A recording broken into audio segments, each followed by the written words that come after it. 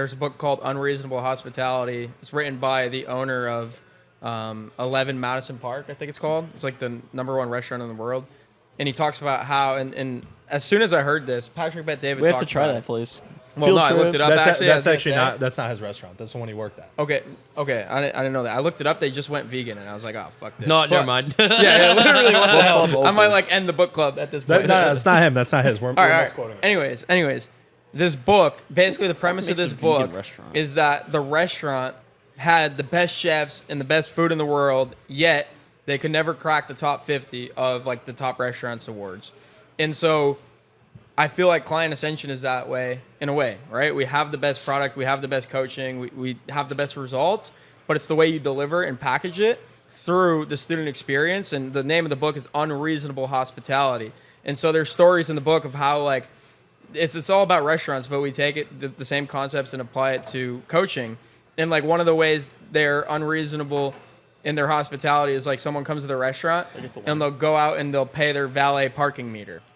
And it's like, how can we do like things like that inside of a coaching business? So it's like when someone joins the program, they get like a personalized video introduction from their student success coach. They get like a 2-hour onboarding one-on-one call with their student success coach. They're getting Business reached out health to. audits. Business health Oh, audits. that's Like the best. just crazy amounts of The like master doc with the activation points. Like just Oh, so- unreasonable hospitality so at every good. single point. And so yeah, that's what we talked about with I my bought group. one due to microphone.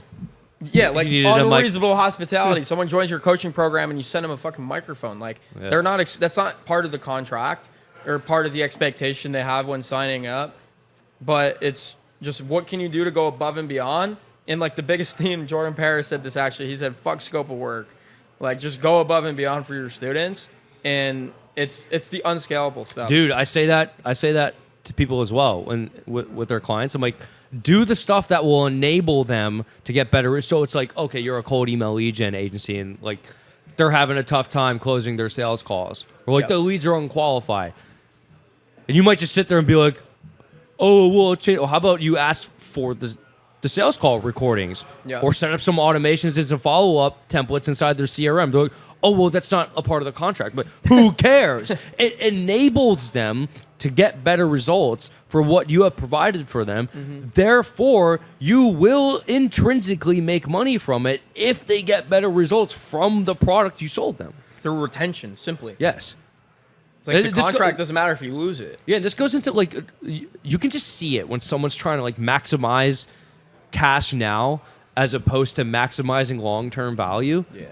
You just see it. You just by how they move and what they're doing with their Yeah. clients, it's easy to tell. You have to be maximizing for long-term value because this is what's really crazy to me. People think, oh, well, what about 5 years from now? Like, well, where do you want the business to be 5 years from now? And they can't. A lot of people can't conceptualize that.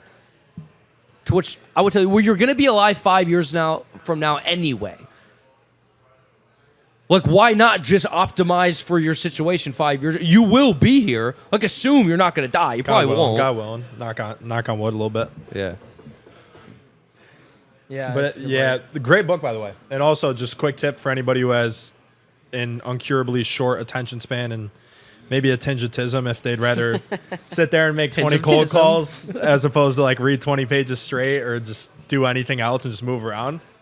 Audiobook and reading it at the same time. It's like the most Right, I saw you. soothing thing my brain has ever I saw experienced. you doing that on the plane. I All was right, like this, context. We got business class JetBlue Mint, and you get these little fucking pods, and Dan's in front of me in the pod, and I look at Dan's pod, and he's sitting here, he's got his headphones in and the audio. I'm reading He's like reading the so book at the slow. same time, and I'm like, what floating. the fuck are you He's, like, doing? floating dude? out I of the actually pod. like that's I think like what ancient is it Buddhism or Hindu? Well, that's like enlightenment in my opinion. Like, you Audio read book it and reading at the same at the time. same time Yeah, with yeah, a good yeah. book. You start floating in time. Bro, you know what's crazy? You know how I saw this I read this in another book as well.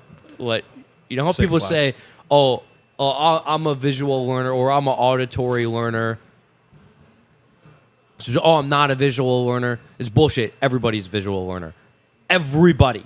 And this is why I tell motherfuckers in What client about ascension. blind people?